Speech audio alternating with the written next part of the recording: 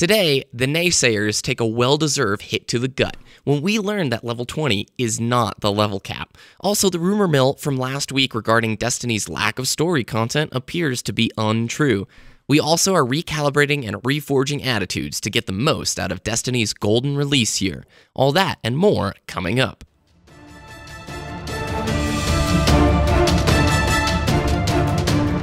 You're listening to Destiny the Show.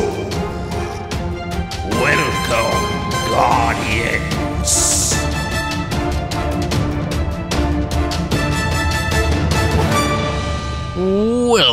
Welcome. Good morning, good day, good evening, wherever you may be. It's a fantastic start of the day here, coming into what I definitely think are the 3 best months of the year, at least in Colorado. August, September, and October are always like the best temperatures, best conditions for mountain biking, like especially October. I mean, August can get a little bit hot, but in the DTS studios today, per usual, is the magnificent Ditty, and I have a question, dude. What, in your opinion, are the best months of the year out in your neck of the woods? For Texas? Yeah, man. Well, we have the hottest summers, and then winters are usually just really terrible because we can't handle ice. Yeah, you guys get ice storms out there. This past year was really bad in the wintertime. We had ice storm. Like, I didn't have power for 48 hours at my house one weekend. It was terrible. What did you do? You know, I went to my sister's apartment. They had power, so... Okay.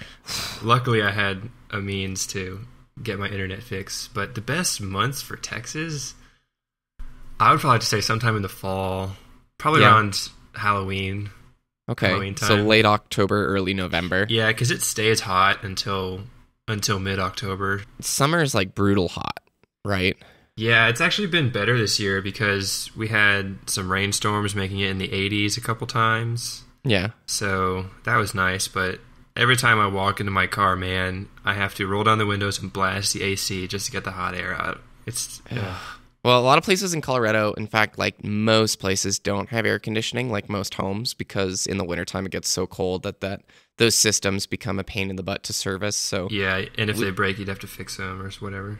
Yeah, so there's a few months in the summer that it's just kind of miserable, but I don't know, miserable for Colorado. It's not compared to miserable in a place probably like Texas heat. You guys would laugh at Colorado heat. Yeah, so we would be fine in Colorado.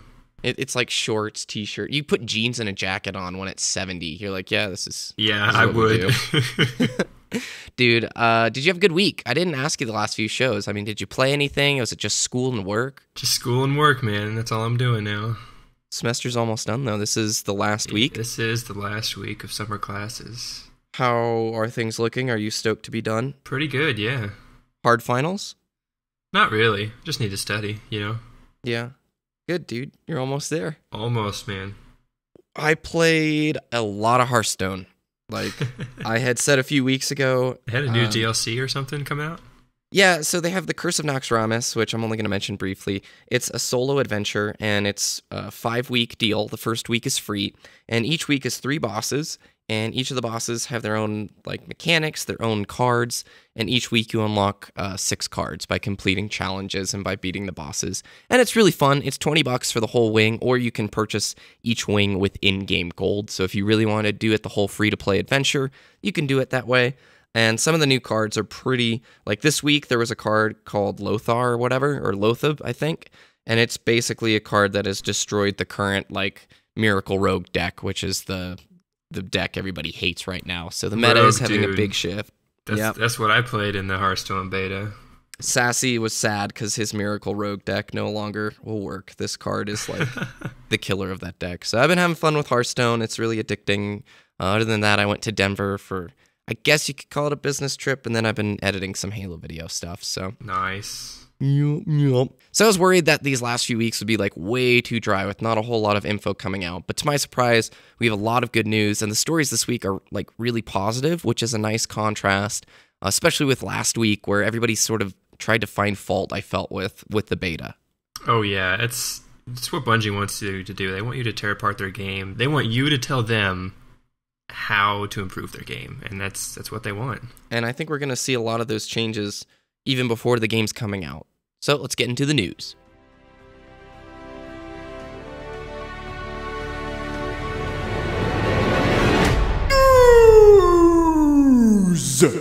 All right, first up today, remember those data mining thing from last week, that rumor we talked about a lot, where they were talking about 22 like story missions and 6 strikes, blah, blah, blah, blah, blah.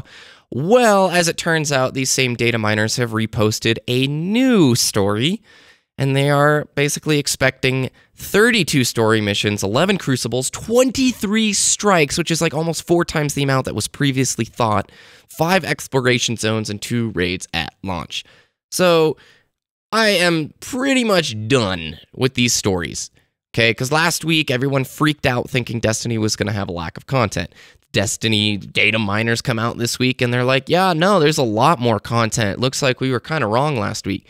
How do you get these numbers? I'm to the point where I just don't even want to believe these whatsoever, because a jump from 22 story missions, which was last week, to 32 story missions is a pretty big jump. 23 strikes, okay? They said 6 last week. 23 is a lot more than 6, okay? Yeah, I usually don't pay attention to speculation stuff like that. If it comes from Bungie's mouth, I'll believe it. Yeah, I'm done, like, with these. Like, I have to put the story in because it's, like, the hottest talk of the week, but I'm pretty much over people data mining the beta. I mean, how do you reveal 10 more missions in almost 4 times the amount of strikes? I don't even know where they're getting we these missed numbers. That. Ooh, I was a Grimoire achievement, you know? I just totally didn't factor that into my calculations, so I don't know if there's anybody who are doing the police work that needs to be done, the investigating to go, is this a real thing? How are you guys getting your, where's your sources? So there's that. I guess that all the people who are upset about Destiny being too small shouldn't be. So let's play this out. Let's say it does have 32 story missions. Let's say it does have 23 strikes and 2 raids at launch. That's more than enough now. I'm totally satisfied. Oh, Ta-da. yeah, definitely. Like, I'm the kind of player who knows I'm going to plow through the story to get into stuff I want to get into, which are strikes, PvE, and eventually getting raids done as quickly as possible. So even last week's story of if it was 20 missions doesn't bother me. 30 missions, let's say this is true. Is that enough? Oh yeah, I think so. I agree. I would think so. It's enough, but I would like more, obviously. It's obviously there's no Skyrim. Skyrim's massive, but yeah. Destiny, it's bigger than normal shooters, right? Yeah. So, especially with the strikes, I'm really surprised to see the 23 strikes number. That's a lot. That is a lot. And especially if you think about each one on normal difficulty, you're probably looking at 30 minutes for your very first playthrough. Yep. On heroics, you're looking at longer time frames, like guaranteed. I had the most fun in the beta playing the strikes. That's what I'm thinking I'm going to spend the majority of my time doing to try and get gear once I get 20, or at least get Motes of Light. And if you're wondering what Motes of Light are, that's our second story, everybody. Huge news this week. Looks like level 20 isn't really the level cap. So once you hit level 20, this was revealed through IGN doing their whole Destiny first, Bungie first thing. They've been getting all sorts of story exclusives. And they revealed that once you hit level 20, instead of collecting XP, you collect these things called Motes of Light. And it works the same way. You get Motes of Light the same way you would get XP. Everything that would normally give you XP then gives you Motes of Light once you hit level 20. These can be used in crafting special armor. And these armor pieces give you significant stat boosts to the degree of higher levels. In fact, they showed off a level 29 Titan, which the gear actually didn't look that cool on. It was cool pieces, but the color set looked so hodgepodge. It was so mismatched. It was funny. It was very obviously this is my best gear ever, and it doesn't matter if it looks good or not. It was not an armor set. He had not put time into dyeing things the same color, which I'm okay. They also talked about that the Vault of Glass raid is going to require a level 25 minimum. That's awesome. Stoked to hear. That is awesome. Everybody who was upset, man, Destiny's going to be too short, level 20 is going to happen too fast. We don't even know what the cap is from these Motes of Light, okay? Yep. Not a clue. And so for players to complain about something like this, I love seeing them get a slap in the face with something like that. My computer monitor went to sleep. Thanks, computer monitor. So expect level cap boosts with expansions, as well as further Destiny releases. I cannot go a single DTS without comparing WoW to, something about Destiny, mainly because WoW is like the MMO to measure all MMOs by, but the game released in vanilla at level 60 being the cap. Burning Crusade was 70, Wrath was 80, Cataclysm was 85, and then Pandaria was level 90. I would bet just about anything, dude, that you're going to see level caps increasing with each expansion and with each new Destiny game during this 10-year cycle that we're looking at. But from the very start, getting, these higher end pieces of gear, that's that level progression that people want to see. So you can experience end game content, but you still have a long way to go once you hit level 20, or at least that's the way it seems. Absolutely. And haven't they discussed bringing over your characters to future Destiny titles? Haven't they said something about that? I think they were thinking about, allowing further progression from taking your Destiny 1 characters and then moving it all the way through Destiny 2, Destiny 3, whatever. I think you can guarantee that. With this style of game, it would make no sense in the next Destiny game for you to start with a lower level character. Yeah, exactly. So a lot of people are going to be starting at that level 20 or whatever. And it would just make sense that the level cap increases with every game and expansion. Yep, I agree. And it's like, I'm sure characters are going to get reworks. I'm sure subclasses are going to get updates. Oh yeah, they would add more subclasses, wouldn't they? That would be awesome. I'm sure they're going to add more classes. Like, I'm thinking with each new expansion or even release, you're going to see more than just the initial classes that are in the game now. Because, look at the palette and the world that they have, open to you. 3 may seem like a small number right now, but I like that because it gives me the option to play multiple characters off the bat. It's pretty intimidating in other MMOs to have, 3 characters that are all geared, that are all playable. But even in the beta, I could sign on and say I want to play my Warlock or my Titan. I could make a legitimate choice. The gear was not too different from one another to have that happening. So yeah, higher level caps, I'm happy with this. This is exciting. It definitely promotes longevity to the game. So Bungie released a nice infograph talking about lots of numbers and stats from the beta, and we got some cool information. The quick rundown is 6.5 million Guardians created, which that's a lot of characters. 835,000 concurrent players during the Moon event on Saturday. 4.6 million players participated in the beta, making the Destiny beta Activision's biggest beta of all time. And then one of the stats that I found interesting was that 3% of the activities within the beta were not completed by the player base. So there obviously were some things that nobody actually found, which is pretty cool. Yeah, that's awesome. A lot of people were saying, this beta is so short. And then we see, well, no one found 3% of it, which I find actually really interesting because there were people who did not turn off the beta and they just kept playing and kept finding new things. It blows my mind. What it was. What do you think it could have been? I have no idea. It's got to be something on the moon. Has to be. Yeah, I like that fact. And they just taunt it. They didn't need to put that in the infograph. They could have just known internally what they're, doing. Yeah, so. It's going to drive those people who spent hundreds of hours crazy. It's going to be like, what did I miss? I missed something. Why can't data miners find out that? They're too busy telling us how few missions are going to be in there. Oh, wait, there's more, guys. Oh, wait, there's more. You know what would have been really cool? If they provided, heat maps of explored areas. Oh, that would be cool. Remember, really old cool. Halo, Bungie.net statistics? Yeah. Heat maps were sweet. Halo 3 Guardian heat map, everybody dies in the middle. I think the stats that they're going to keep track of are just going to be awesome. Because back in the day, Bungie.net, man, just outrageously good stats way before anyone was doing it. In Halo 2 days. Come on, that's crazy. Other than that, I'm thinking 835,000 concurrent players during the Saturday event. That's impressive numbers. 4.6 million players is also equally impressive.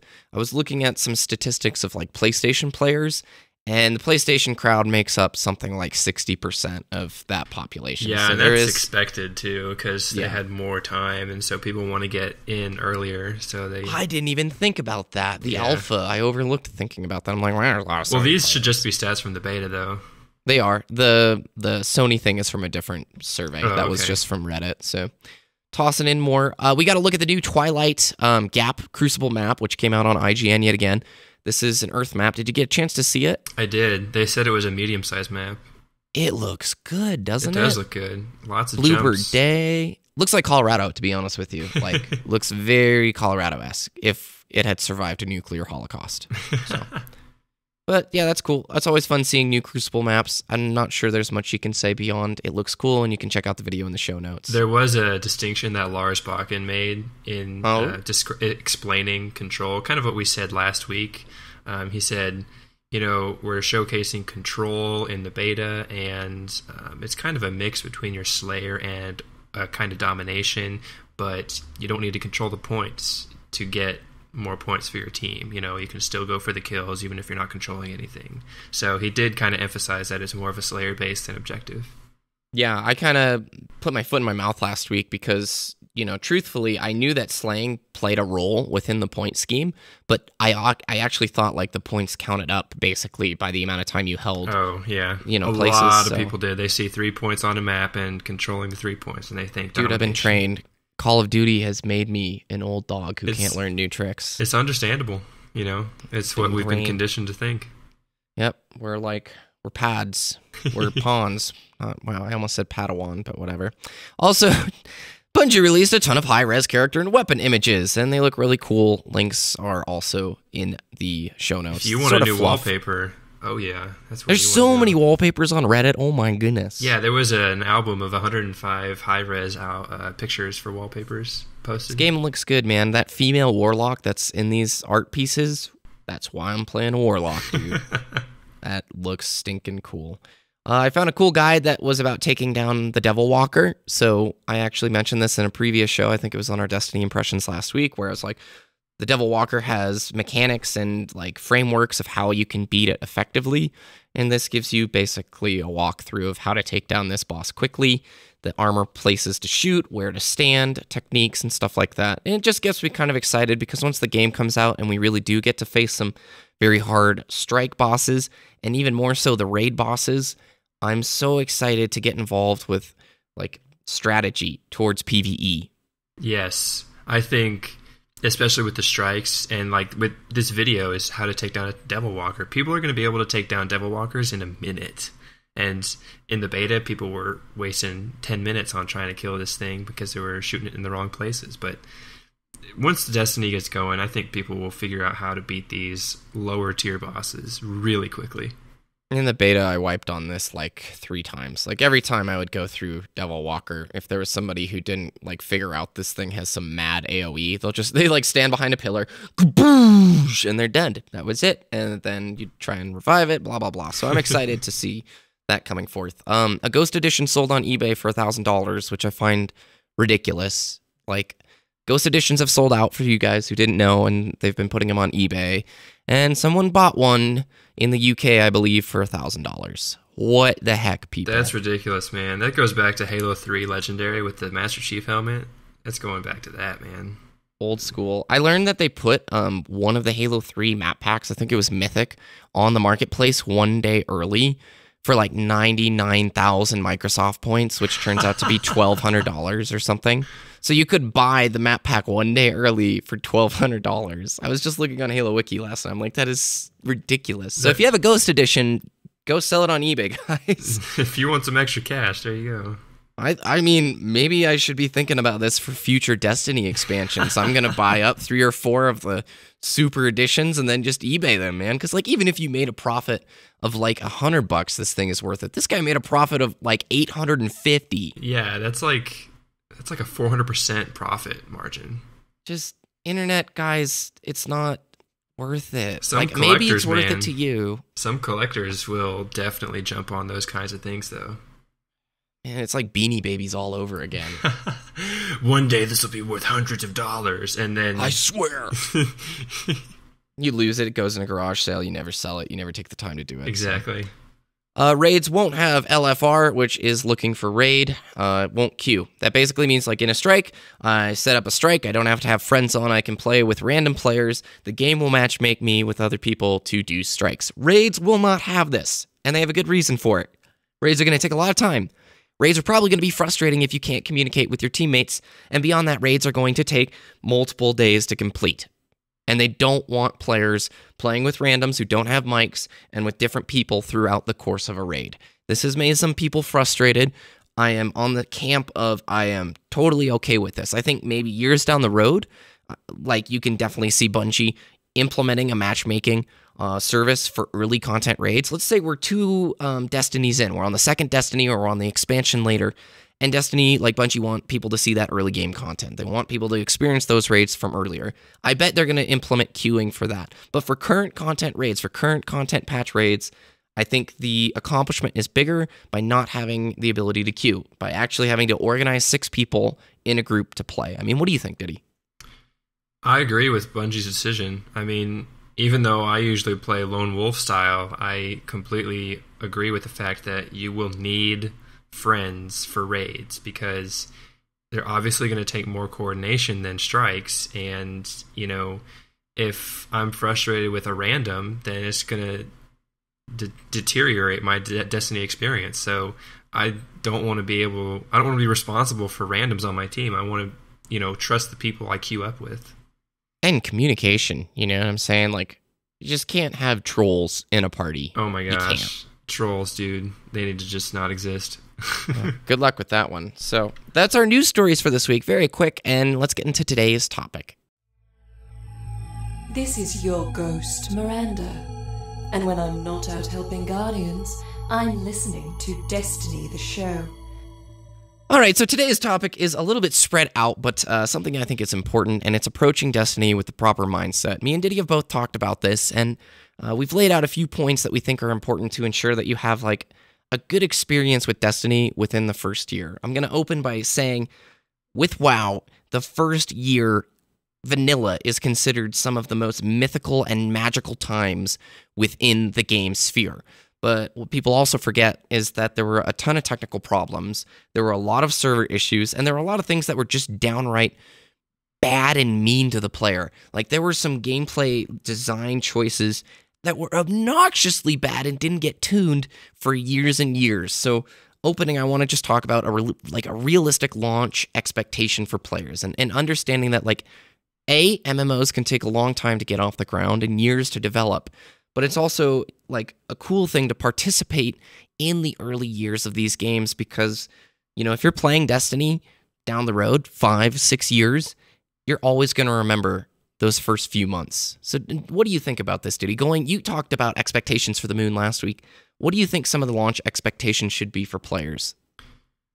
They should not expect anything, to be honest. They should have an open mind and just expect the unexpected, pretty much, because we don't know what Destiny's end game for us is intended to be. You know, everyone's going to have a different experience. Some people are just going to play the Crucible. Some people are just going to do PvE. Some people are just going to do strikes.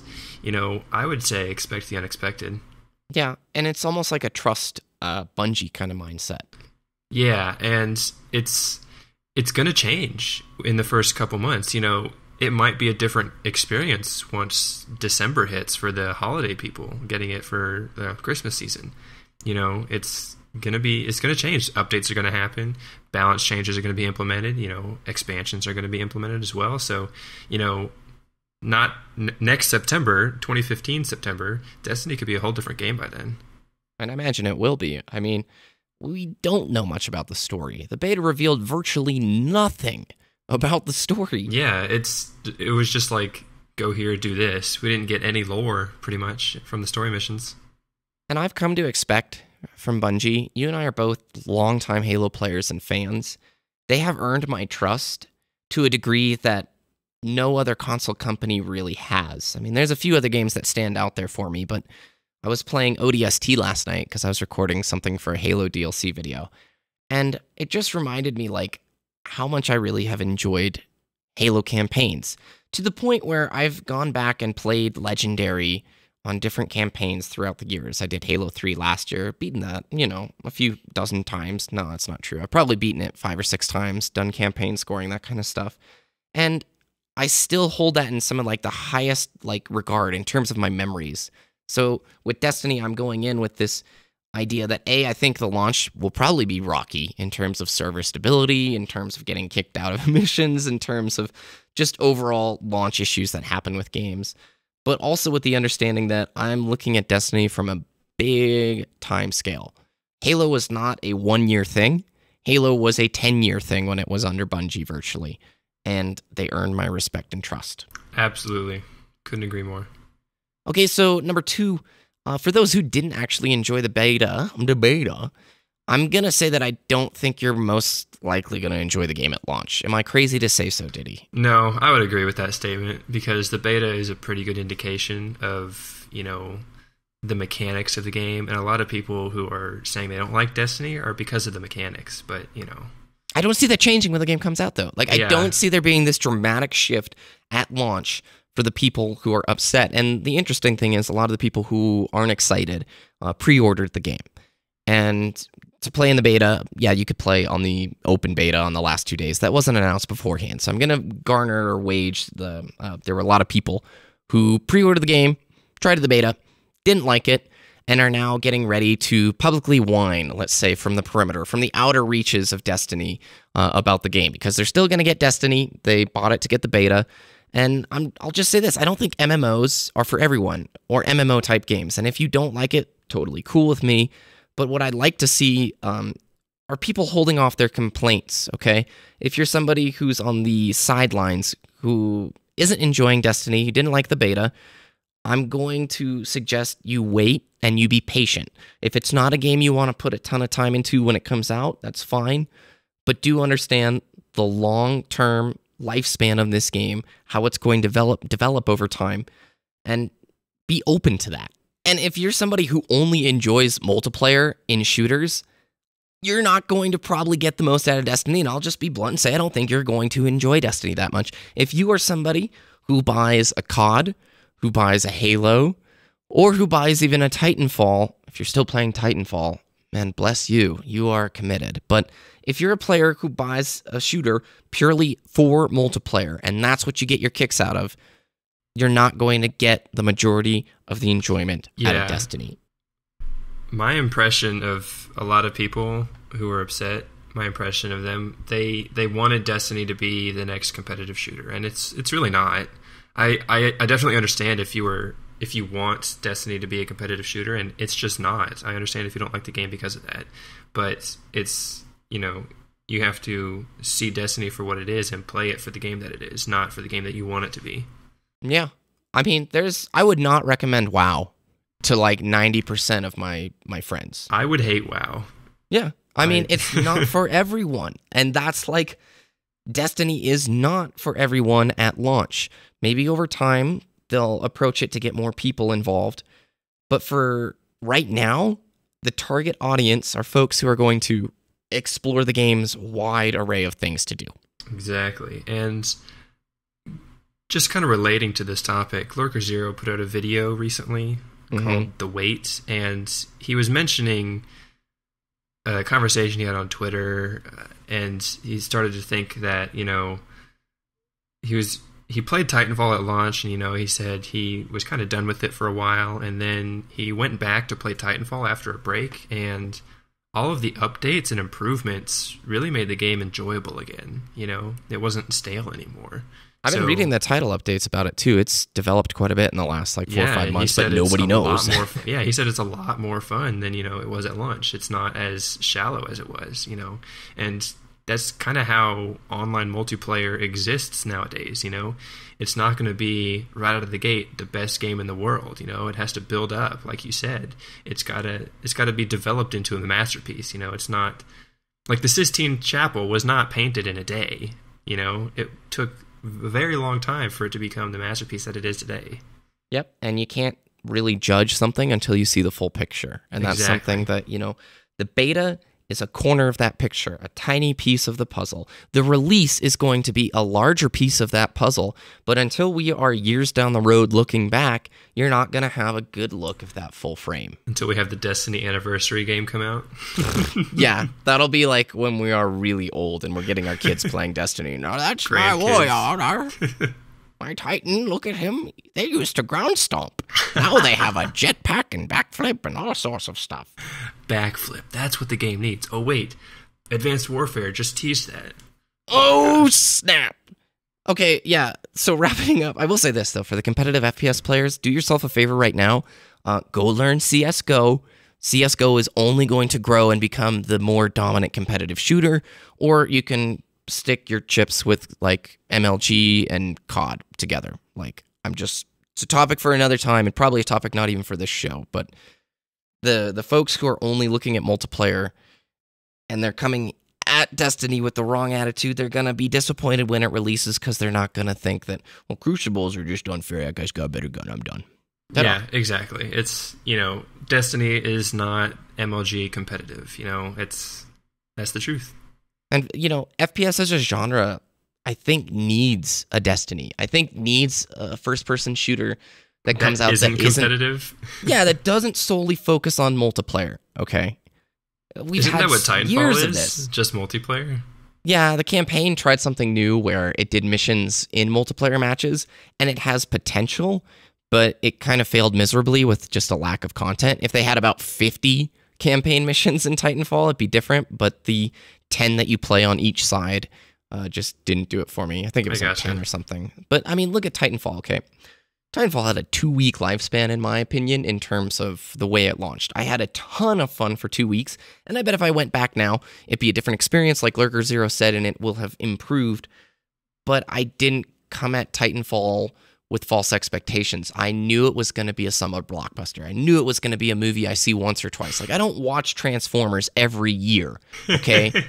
I watch when a new Transformers comes out. I like it. Explosions, Michael Bay, pretty girls. That's what I get. I knew what I was paying for when I went to the theater, and I got what I paid for. And that was Titanfall for me. There were explosions, there were mechs, it was fun, and then I was done. That was it. Ta-da. With Destiny, what I'm expecting is a long-term FPS game that I'm going to be playing for years. Definitely. That's what I'm looking at. Absolutely. So, it's a brief analysis, it's a brief talk about attitudes, but I think it's important to at least mention to our listener base, who, for the majority, I think are people who enjoy the game and like Destiny, which is great. Like, we get to talk about something our listeners like, you and I like, and things we're looking forward to, which is pretty cool in my mind. No Tower Talk this week, you guys, for time's sake. If you have a question you would like to see on the show, a topic, or anything that you want to suggest for us, maybe somebody who should be on the program, send us an email, destinytheshow@gmail.com. You can always tweet us at destinytheshow, which brings us to It Came From Twitter. It came from Twitter! This week, Elite Assassin sent us a video as a Destiny beta impressions. I wanted to feature it here. He has the Destiny the Show clan tag rocking there. Remember to join the DTS clan. There's a link down below. We're growing pretty big, Ditty. I don't know if you saw, there was like a poll in which like 80 people voted. Wow, that's awesome. Yeah, I don't know if it's from our alliances or whatnot, but it's pretty cool. Anyway, the video is a Destiny beta impressions. It'll be in the show notes down below. Give it a check out, and Elite Assassin, thank you for the tweet. And that's going to wrap up our show for today. It's staying nice and quick. Not a ton of news, but for the next few weeks, we're going to keep it nice and quick because we're like a month away, Ditty. Can you believe it? No, I can't. I'm getting too excited. I wish it was 2 weeks because I need it now. I'm antsy. I wish it was like next Monday because that's like my week of summer. Oh, wouldn't that be amazing? That would be awesome. Bungie, please. Just come on. Just give it to us. Early access for the DTS. All right, thanks for listening. You can check out Ditty's stuff where? Twitter.com/wooshness and YouTube.com/wooshness with 3 O's. WOOOSHNESS down in the show notes down below. Remember to email us, destinytheshow.com. We also have a Twitch channel now. Oh, that is right. And we're going to be you're going to be streaming. I don't know when I'll be streaming down the road, but we could see live shows happening. We definitely want to do events like a game night as well as raids once we can get that going, because since raids don't have a queue, we have to have players to play with, and it'd be fun to get involved with you guys. Destiny the Show raiding night. Yes. The Twitch is twitch.tv/Destiny the Show. Remember to visit destinytheshow.com for regular post updates, as well as all the links from today in the show notes. Follow at Destiny the Show on Twitter. You can follow me at BBK Dragoon, and we're going to see you next week.